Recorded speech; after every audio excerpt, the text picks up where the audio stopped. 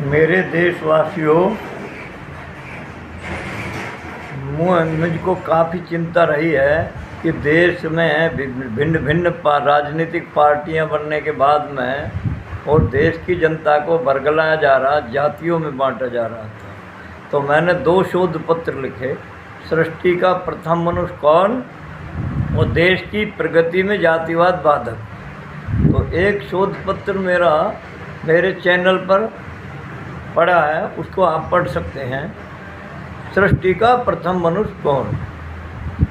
तो मैं अब दूसरे शोध पत्र के विषय में बात करता हूँ कि जैसे सृष्टि के आदि में ऋग्वेद के अनुसार नाग पैदा हुए, तो नागवंश के ऋषि भी कहलाए नागवंश के। जैसे कि शिव पुराण में के अंतिम पृष्ठों में शिव को नागवंश का ऋषि लिखा है और गुरुतर ऋषि लिखा है उनको। ऐसे ही विष्णु जी जो हैं, जब जो बैजनाथपुरी में जो पूजा उनकी हो रही है, उनको भी गुरुतर ग्वाला के रूप में पूजा गया है। उधर ब्रह्मा जी की पत्नी माता गायत्री गुर्जरी, जो पुष्कर में जिनका तालाब है, जिनके लड़का दक्ष थे और दक्ष के एक लड़की पार्वती हुई, वो नागवंश के ऋषि शिव के साथ शादी हुई। शिव के गले में सांप तो प्रतीक चिन्ह है, वो नागवंश के ऋषि हैं। अब मैं ये बतलाना चाहता हूँ किस प्रकार से जातियों का विकास हुआ। जब भिन्न भिन्न प्रकार के केतु मनु, शंभु मनु, शंभुनु मनु और मनु जब मनु वंश जब आया, राजाओं की एक उपाधि मनु रही है। तो केतु मनु ने जो मौखिक ज्ञान चल रहा था उसे किताबी ज्ञान बनाने का प्रयत्न किया। तो उनमें से जो गुरुतर ग्वाले थे, उनमें से उसने नॉमिनेट किए जो विद्वान थे। ये ब्रह्मभट्ट साहित्य है, उसमें आप पढ़ सकते हो।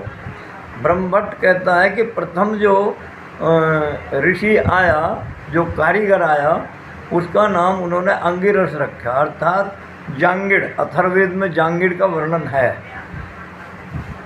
उससे पहले कुमार आ चुका है, उसका भी वर्णन वेदों में है।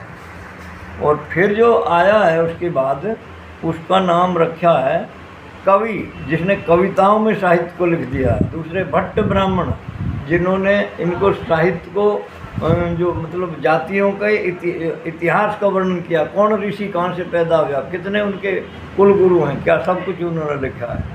और चौथे हैं गुर्जर गौड़ ब्राह्मण। जितने गौड़ ब्राह्मण हैं वे गुर्जर गौड़ ब्राह्मण हैं। और बाकी तो आप देखेंगे त्रिजटा, सरजटा और रावण की बहन ताड़का के वंशज भी हैं कुछ। अगर ब्राह्मण इतिहास पढ़ना चाहते हो तो आप देवी भागवत स्कंद 6 पृष्ठ 414 अपने फ़ोन में ही निकाल के पढ़ सकते हो, जिन्होंने हमारे साहित्यों को आके ख़राब किया। कुछ ब्राह्मण जो हुसैनी ब्राह्मण है, हुसैनी जो विदेश से बुलाए गए और साहित्यों को उन्होंने भी ख़राब किया है। ब्राह्मणों की संख्या बढ़ा दी उन्होंने, विद्वानों का अपमान हो गया और उनकी कदर नहीं रही, क्योंकि विद्वान थोड़े होते हैं ना, ज़्यादा नहीं होते। फिर इसमें से उन्होंने क्या काम किया, काफ़ी दिन के बाद जो राजा मोरध्वज था, शालकोट का गुर्जर राजा, उसके वंशज जो हैं मोर कहलाए। उनमें जाटों का गोत्र मोर है, गुर्जर ज़्यादा हैं मोर।